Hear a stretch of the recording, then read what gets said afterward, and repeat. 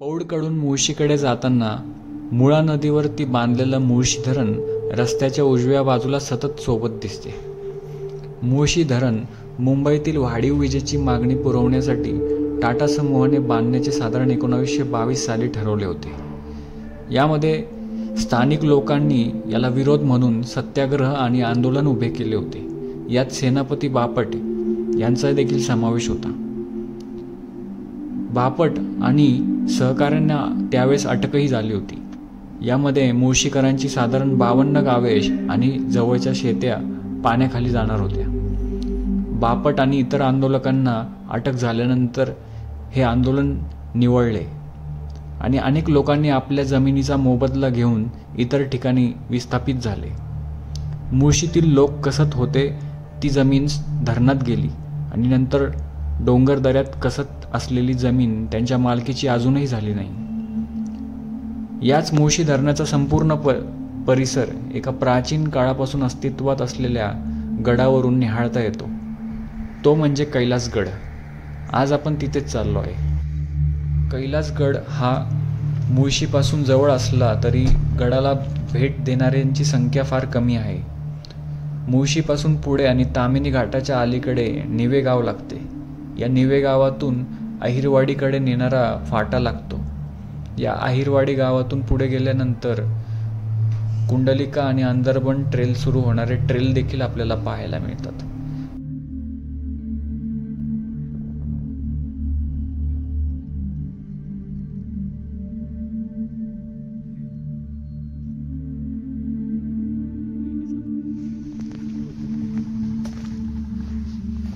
View चांगला आहे की.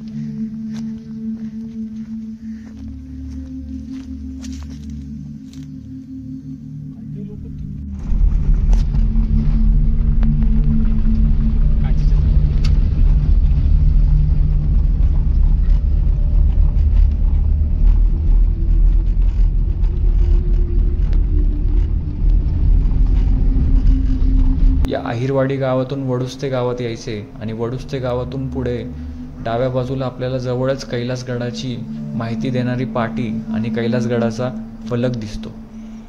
इथेच डाव्या बाजूला आपली गाडी लावायची आणि समोर असणाऱ्या डोंगरावरून पायवाटेने गड चढायला घ्यायचा.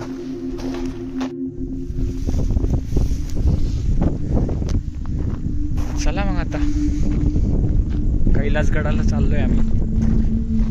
मुळशी धरणाच्या पाठीमागे असलेला या बोर्डच्या अगदी समोरच हा रस्ता आहे.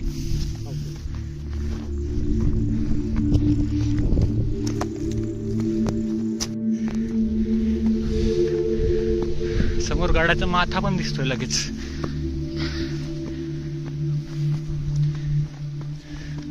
वाह, फक्त प्रदूषण आहे, तेवढं साफ पाहिजे. थोड्याच उंचीवरून गड चढत गेल्यानंतर मागे मुळा नदीवरती बांधलेलं हे धरण दिसायला लागतं. गडावर जाण्यासाठी 2 डोंगर माथे पार करून मुख्य डोंगराला उजव्या बाजूला घेरा घालून किंवा वळसा घालून जाणारी पायवाट ध्वज असलेल्या गड माथ्यावरती घेऊन जाते.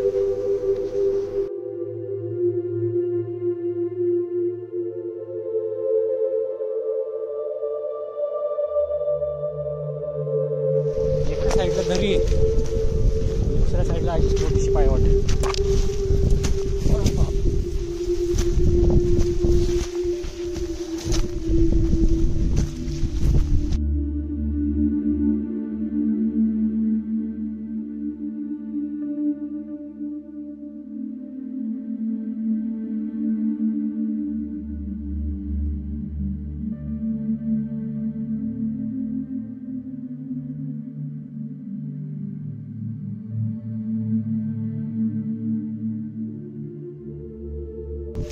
ही कारवी खाली.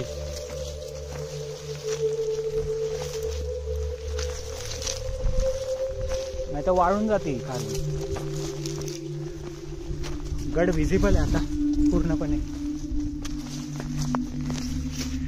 समोर गड दिसतोय, गडावर लावलेला ध्वज दिसतोय. ऊन येतंय त्याच्यामुळे जरा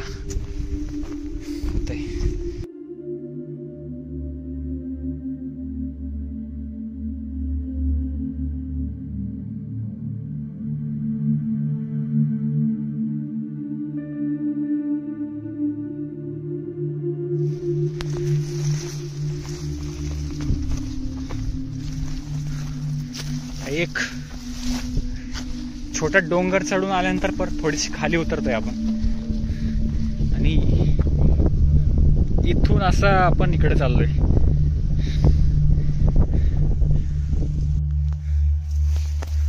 सगळं मुळशी धरण म्हणजेच टाटाचं धरण जे म्हणतो आपण ते धरण येतं आजूबाजूला. आणि हा गड फारसा परिचित नाही, ते फारसे लोक येत नाही. वासोटा जंगल ट्रेक प्रमाणे तीनही बाजूनी तो शिवसागर तलाव जसा आहे तिथे सरोवर, तसंच हे पण आहे. तीनही बाजूनी टाटाचं धरण, धरणाच्या पाण्याने वेढलेला हा कैलास गड आहे.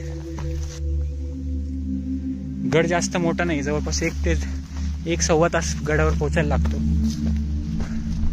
फक्त चढण थोडीशी छातीवर येणारी आहे, त्याच्यामुळे थोडा दम लागतो. आणि जास्त मळलेली पायवाट नाही, ते जास्त येत नाही कोणी, त्यामुळे सोबत कोणी असेल तर बरं पडतं. चला, तर अर्ध्या पाऊण तासाच्या खड्या चढाईनंतर आपण गडाच्या कातळाला येऊन पोहोचलोय. कातळ चढायला घेतले. पूर्वी इथं पायऱ्या असणार आहेत, पायऱ्या फोडून काढल्यात.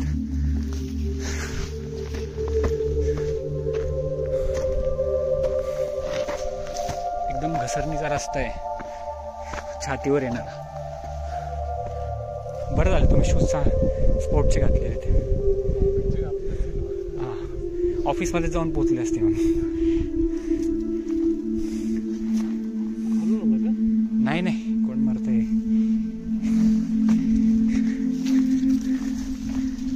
खाली वाकून जावं लागतंय. मोठी मोठी कारवी आहे सुकलेली आणि छोटी छोटी कारवी अजून आहे हिरवीगार, तर सापसूप पण असू शकतात.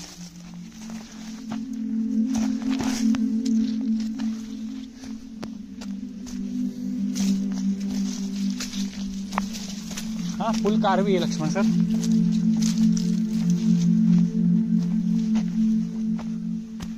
झालं की जंगल चालू. खाली ऊन पण पोहोचेना झालंय आता.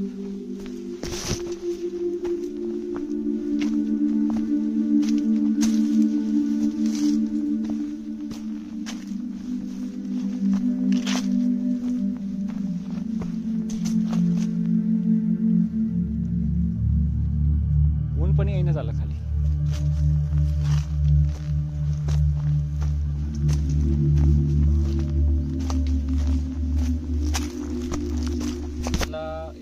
अपरिचित किंवा दुर्लक्षित असा किल्ला म्हणू शकतो, कारण ते फारसे लोक येत नाही.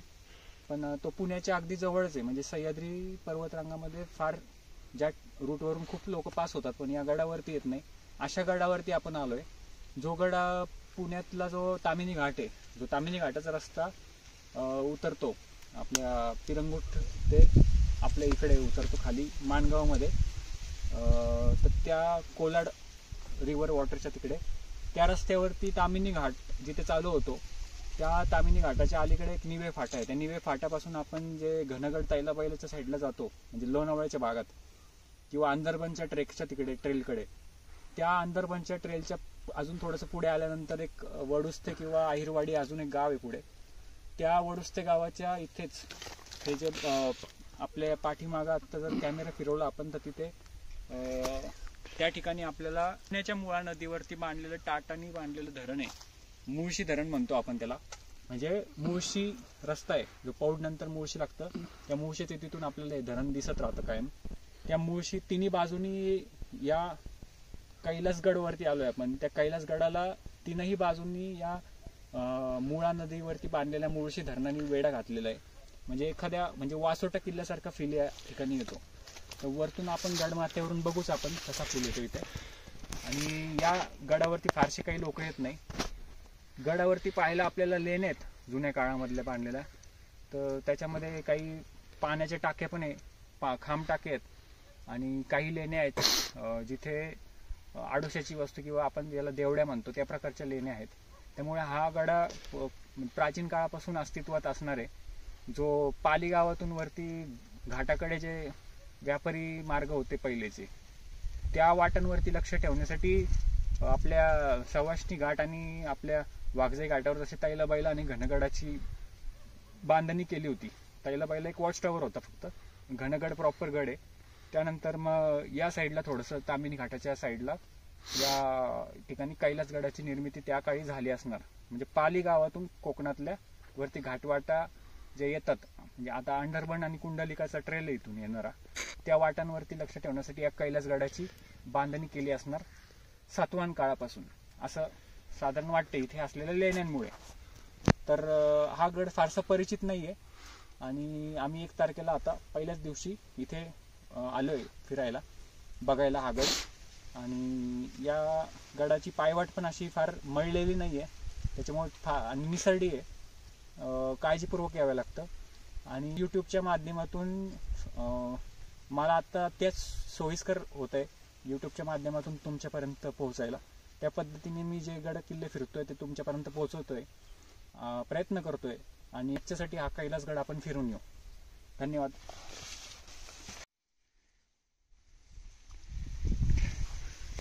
गडाच्या वरच्या भागात आपण पोहोचतोय, माथ्यावरती वरती जातोय. तसं कारवी तर काही कमी झालीच नाही, वाढतच चालली. आणि हे मध्येच आले, हे सिंदोळ्याचं झाड आहे का सुपारीचं आहे? कसलं झाड आहे, सिंदोळ्या का सुपारी?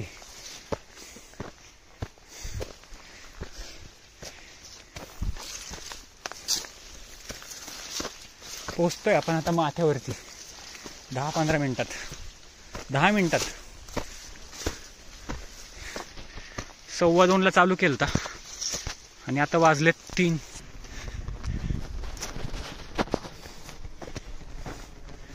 सह्याद्री प्रतिष्ठान मार्फत झालेलं काम आहे सगळं, खाली धरण.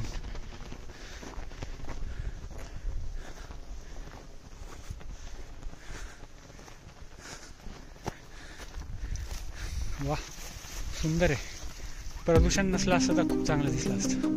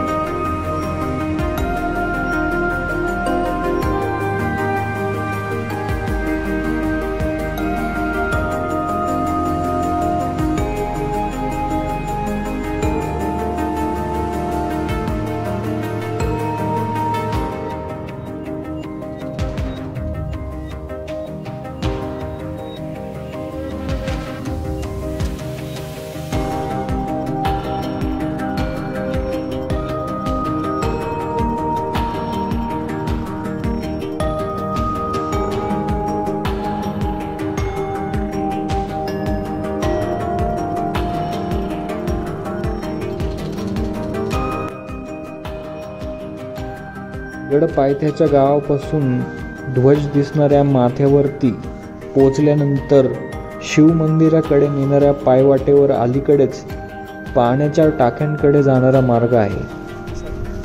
तारा लावल्या धरायला.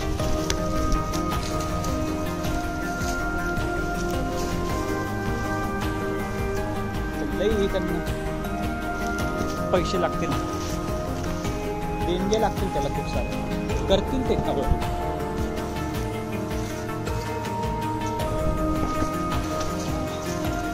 व्यवस्थित या लक्षात सर.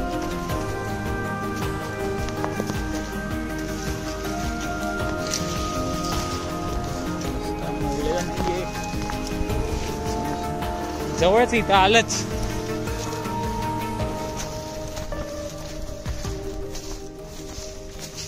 का साईडला डायरेक्ट खाली आले पाण्याच्या टाके.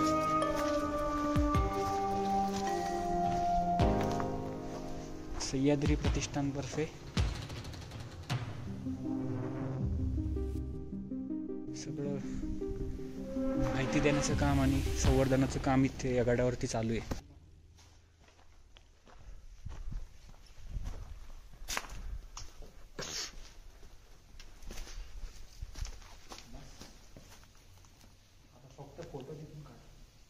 इकडे सातवाहन काळापासून या गडाचा वापर होत असणार आहे. इथे पाणी खराब दिसतंय, वरवर खराब दिसतंय, पण आतमध्ये गेलं की शुद्ध असतं. खालून जर पाणी नीट घेतलं तर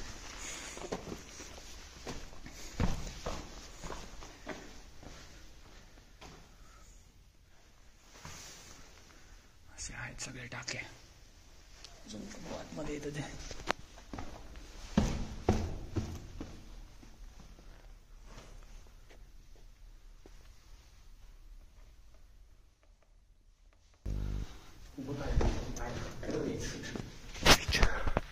कैलासगडाच्या पाण्याच्या टाक्या आहेत ना, तिथे आपण आता आलोय.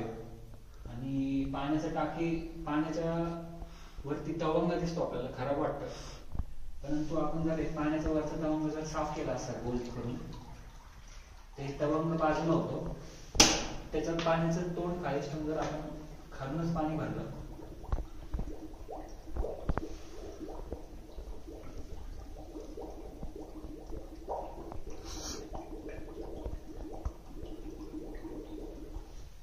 एकदम शुद्ध पाणी आपण पिऊ शकतो असं पाणी आहे खाली.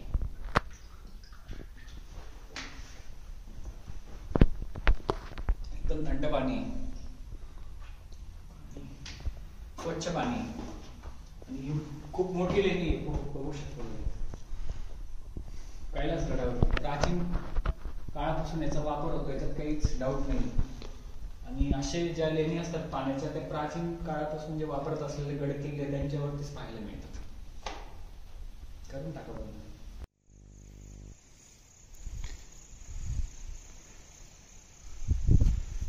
ते समोर पक्षी दिसला का? हे जे मंदिर आहे जीर्णोद्धार झालेला आहे आता सगळ्या.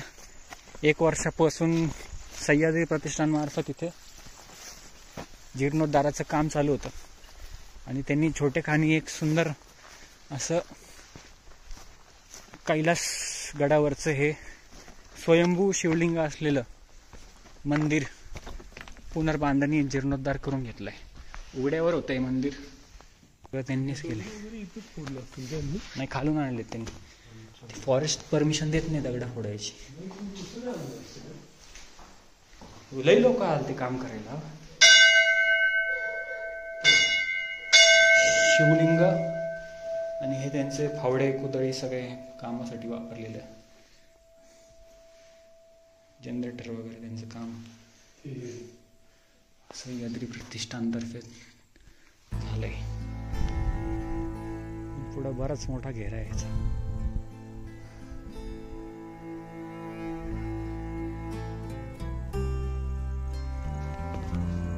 गुहेकडे जाण्यासाठीचा जो मार्ग आहे तिथं पण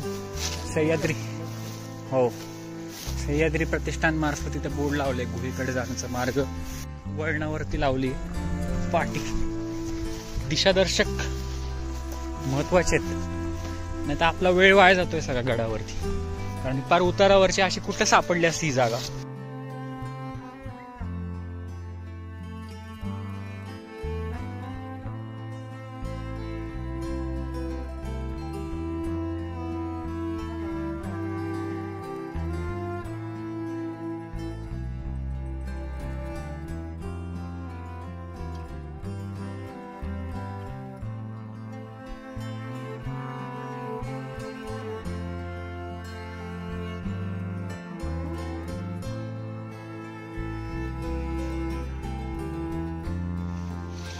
बरीच खाली आहे अजून.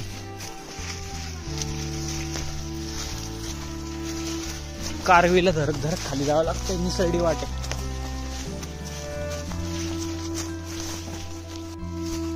200 मीटर खाली यावं लागतं परत माथ्यावरून, तेव्हा या गुफा आपल्याला. आणि फार उतरणीचा रस्ता आहे, घसरडा रस्ता आहे.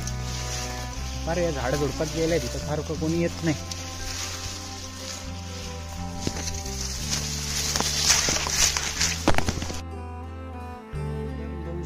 खाली उतरल्यानंतर घसरड्या रस्त्यावरून खाली आलोय. आपली कारवीचा आधार घेत आलोय. तेव्हा ही गुफा लागली. मळलेली अजिबातच पाय वाटत नाहीये.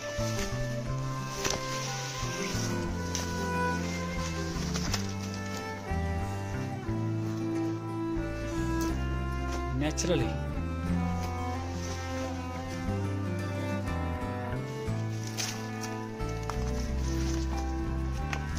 लाल रंगाची माती आहे. थोडस दगड बांधले.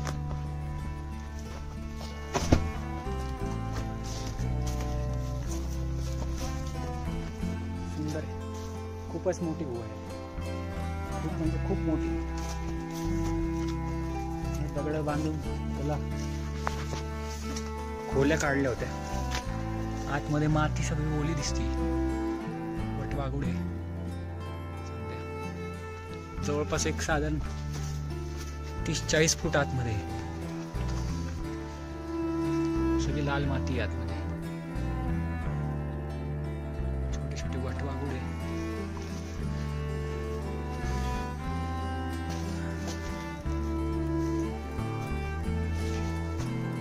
अशी जवळपास रुंद जवळपास एक साधारण 50 ते 60 फूट रुंद अशी लांबी याची. आणि आतमध्ये जी रुंदी आहे आतमधली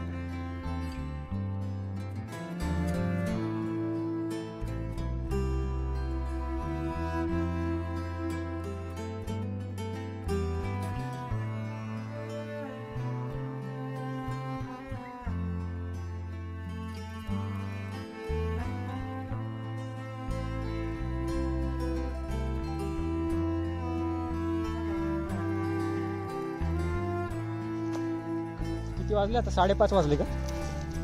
5:30 वाजलेत. आणि आम्ही 2:30 वाजता साधारण चालू केलं होतं. आता गड उतरायला घेतलाय.